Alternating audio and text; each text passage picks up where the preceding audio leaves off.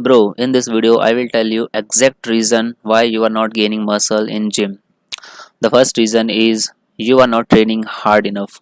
देखो ब्रो, तुम कहते हो कि मैं बहुत ज़्यादा ट्रेन करता हूँ, अच्छे से ट्रेन करता हूँ, बट अगर जब तक तुम्हें सोरनेस फील नहीं होती ना, तब तो तुम अच्छे से ट्रेन नहीं कर रहे हो। सोरनेस का मतलब होता है तुम्हारे अगले दिन फटनी चाहिए भाई, तुम्हारे अगले के अगले दिन भी फटनी चाहिए, तुम्हें दर्द फील होना चाहिए। जैसे कि मैं कल लेग मार के आया हूँ एंड मुझे आज भी सोरनेस है मेरी बॉडी में एंड मुझे पता है कल भी रहेगी, बट हाँ, एक दो दिन बाद चली जाएगी। वैसे ही तुम जब भी वर्कआउट करो, नोटिस करो कि तुम्हें सोरनेस आ रही है या नहीं। अगर तुम हैवी नहीं जा रहे हो सो भाई तुम ट्रेन नहीं कर रहे हो इनफ।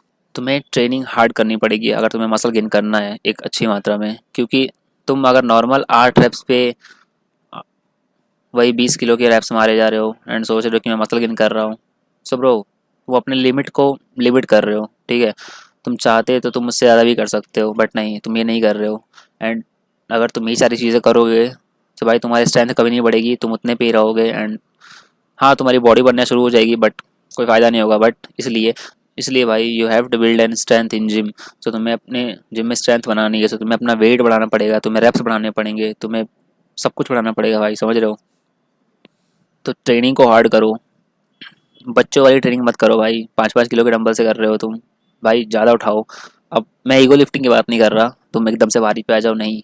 मैं बात कर रहा हूँ, देखो अगर तुम एक बिगिनर हो ना, तो स्टार्टिंग में तुम्हें सोरनेस फील होगी, सबसे पहले दिन तुम्हारी फट के चार हो जाएगी भाई, जब तुम्हें जो दर्द होगा ना। लेकिन अगर तुम्हारे अंदर मेरे तरफ मोटिवेशन होगा स्टार्टिंग का ही जिम से, कि जिम जाऊंगा तो बॉडी बनाऊंगा, ये सारी चीज़ें मेरे अंदर मोटिवेशन था, तो मैं अभी तक जिम जा रहा हूँ। मेरे को 3 महीने से ज़्यादा हो चुके हैं एंड मैं 3 महीने से कंसिस्टेंट हूँ विदाउट स्किपिंग एनी डे। सो अगर तुम्हें मोटिवेशन होगा तो तुम रोज़ जाओगे, वरना तुम एक दिन जाओगे, दूसरे दिन जाओगे, तीसरे दिन में तुम्हारी फटके चार हो जाएगी एंड 1 महीने के अंदर भाई 80% लोग छोड़ देते हैं। सो उसमें भी तुम आ सकते हो, मेरे को पता है तुम आ जाओगे, क्योंकि तुम्हें दर्द फील होगा। लेकिन अगर तुमने दर्द को सह लिया तो तुम आगे भी कर सकते हो एंड जैसे तुम कंसिस्टेंट बन सकते हो, जैसे कि मैं हूँ। So the second reason is not eating good. देखो भाई, न्यूट्रिशन सबसे इम्पोर्टेंट है। तुम्हें एक अच्छी, अगर तुम सिंपल भाषा में, अगर तुम 90 kg से नीचे हो, 80 kg से नीचे हो, तो भाई तो भी बल्क करो, कोई दिक्कत नहीं है, बल्क करो।